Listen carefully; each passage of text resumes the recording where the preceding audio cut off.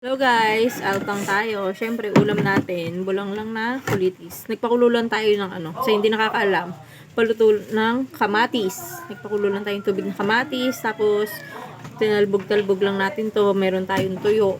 Ay, sorry, hindi pala tuyo, tinapa. Tapos, kamote. Pampatamis ng sabaw. Tapos yung kamatis, ayan, inano ko para sausawan. So, kasi may sausawan. Patis. Tapos ano natin ng siling pula. Pipigaan. Alpang na tayo. Sarap ng sabaw. Manamis-namis. Sarap. Tapos ang fresh po ng ang fresh po ng ating kulitis. Kain po tayo. Kumuha ko na lang anak.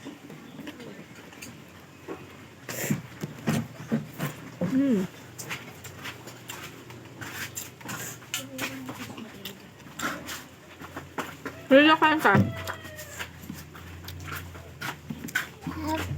Pakita mo yung kulitis.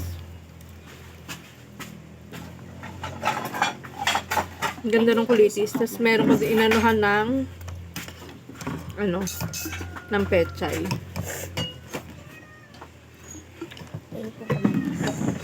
Hindi siya magsasawsawan din daw siya. Ito yung kamatis. Kamatis sa bulang lang.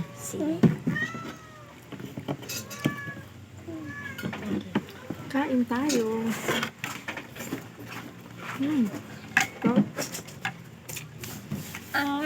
Mami.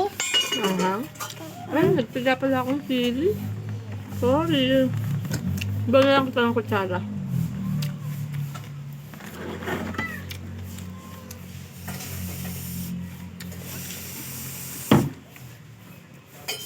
Kutsara yung kutsarahan na lang natin si Rilo kasi maanghang yung kamay ko.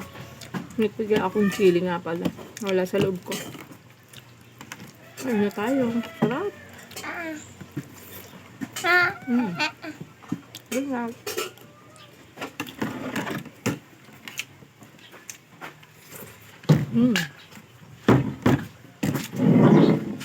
Meron din. Sinamahan kong pechay. May pechay na natira sa nilaga kahapon. Kulitis.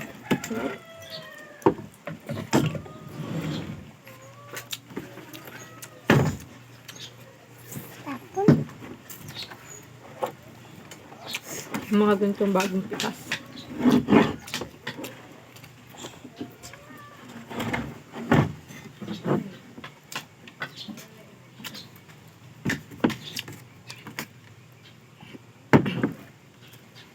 Gusto ko dito. Hindi ako masyado mahilig sa kamote. Pero sa mga ganito, gusto ko yung may kamote. Last na.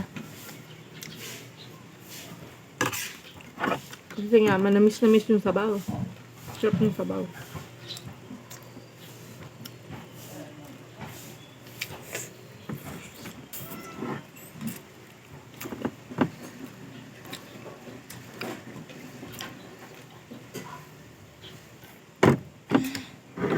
Kain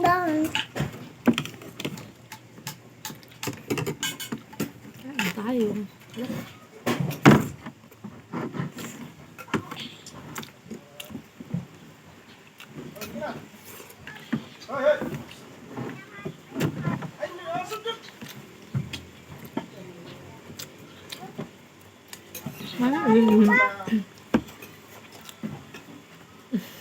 Kain.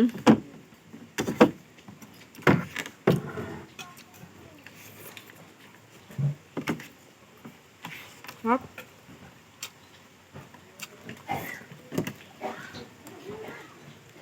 Pag laki ka sa probinsya, ang ganitong ulam lang talaga. Na-appreciate mo na, masarap ng gulay. Masarap ng dahon-dahon. Lalo na ako. Sobrang hilig ko sa dahon-dahon talaga. Para akong kambing. Mami, bibigyan ko lang sila. Mami, bibigyan ko lang sila lalay ng wipes. Ha? No. Bigyan ko lang. Kain.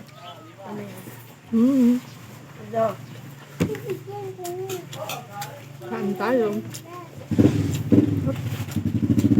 Bibigyan ko ng dalawa. Isa lang. Wow, maubos yung isa. Kapag talaga. Kain. Mami, dalawahin ko Ang na. kulitis. Wow.